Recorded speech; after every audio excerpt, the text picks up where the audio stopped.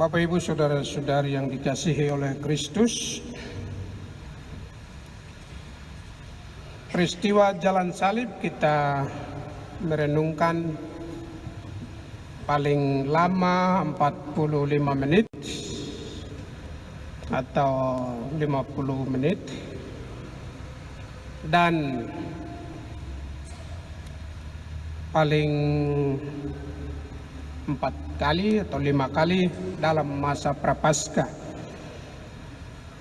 Kemudian kita bertanya, selama hari biasa kita juga jalan salib kehidupan di rumah, di tempat kerja atau dimanapun.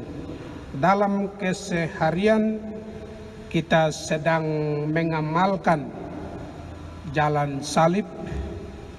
Kita berdoa dan kita ikuti seluruh penderitaan Yesus, mulai dari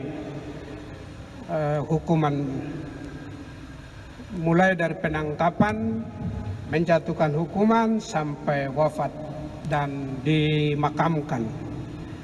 Bahwa kita menghayatinya dengan bertanya bahwa Yesus apakah tahu bahwa dia akan menjalani penderitaan ini. Dalam pewartaan memang Yesus tahu bahwa dia akan mengalami, anak manusia akan diserahkan kepada orang dan disiksa dan disalibkan, pada hari ketiga akan bangkit. Petrus bilang jangan, tapi Yesus bilang, "Nyala engkau iblis." Jadi Tuhan tahu bahwa konsekuensi dari mengasihi Allah, menjalankan perintah ini dan mengasihi sesama pasti berujung pada salib penderitaan. Tetapi bahwa disitulah ada kemenangan dan kemenangan rohani terjadi, mengalahkan segala kuasa maut dan dosa. Bapak Ibu saudara-saudari yang dikasihi oleh Kristus, Tuhan sendiri mengatakan dua hukum yang paling utama: mengasihi Tuhan Allah dan mengasihi sesama. Dan hukum itu digenapi dengan jalan salib. Dan tentu kemenangan ada di pihak orang yang benar, yang mau memikul salibnya sendiri dan tangisi dirinya sendiri. Dia itulah yang akan menempuh jalan-jalan Tuhan.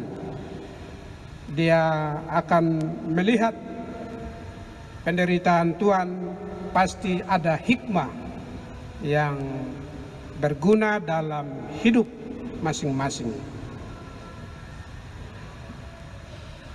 Dalam mengamalkan hukum kasih Allah itu harus ada dalam tindakan nyata, yaitu mengasihi sesama.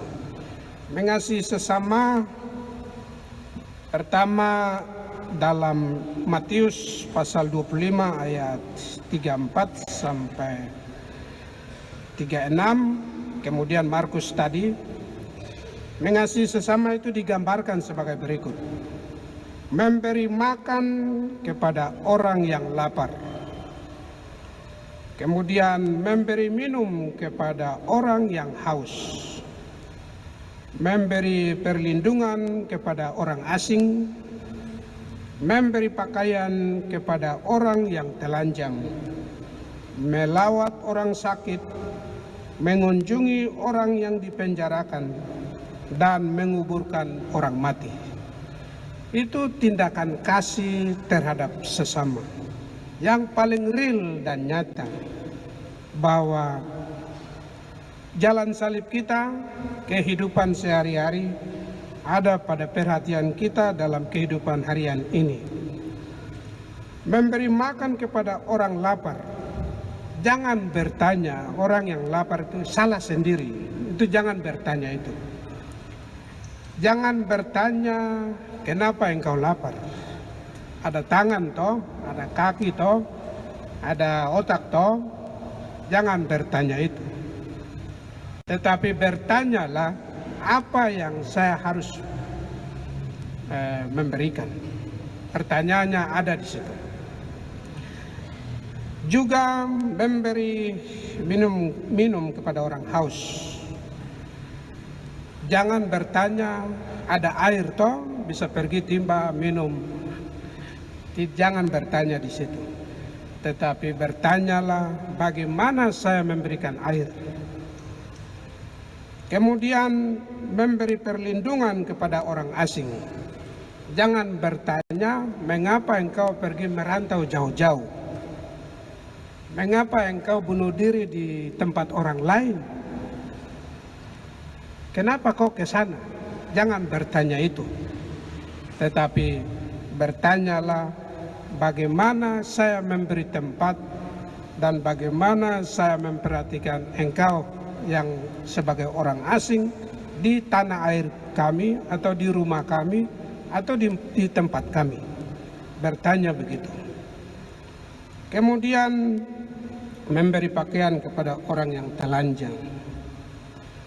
Juga sama, apa yang saya harus berikan supaya engkau menutupi segala yang tidak perlu. Dan juga melawat orang sakit. Jangan bertanya engkau kenapa tidak jaga kesehatan. Engkau buat apa? Engkau buat dosa toh, jadi engkau sakit. Kenapa engkau buat sesuatu yang tidak berguna? Karena itu engkau sakit. Jangan bertanya itu. Tetapi harus masuk ke dalam penderitaannya. Dia sakit, tentu membutuhkan segala hal. Tentu dia meninggalkan pekerjaannya sementara dia beristirahat. Dia pasti memikirkan sakitnya, dia pasti memikirkan di rumah dia meninggalkan segala yang harus dia bertanggung jawab kepada keluarganya. Dan kita harus terlibat dalam pikiran-pikiran dia yang dia sedang sakit. Kita terlibat dalam pikiran penderitaannya. Maka kita sedang memikul salib, sedang menjalani salib itu. Dan juga yang terakhir, dipenjarakan. Jangan bertanya engkau pasti korupsi jadi engkau masuk penjara toh. Jangan bertanya. Karena itu memang suatu kelemahan manusia. Dia pasti berbuat karena dia tidak tahu. Sekarang ada dalam penderitaan sehingga kita harus masuk ke dalam hatinya. Di dalam penderitaannya, menguburkan orang mati, memang dia keluarganya mengalami kehilangan orang yang menjadi tumpuhan keluarga. Kalau orang meninggal itu sudah lemah, sudah tidak berdaya, sehingga kita ada pada posisi itu. Kita berdoa supaya selalu dikuatkan dalam seluruh musibah atau kematian, kehilangan. Kita masuk ke dalam itu. Jangan bertanya engkau mati karena banyak hal. Tidak boleh bertanya itu. Dengan demikian kita sungguh-sungguh menjalani jalan salib kehidupan kita, mengasihi sesama dengan terlibat dalam kasih Allah. Semoga demikian, amin.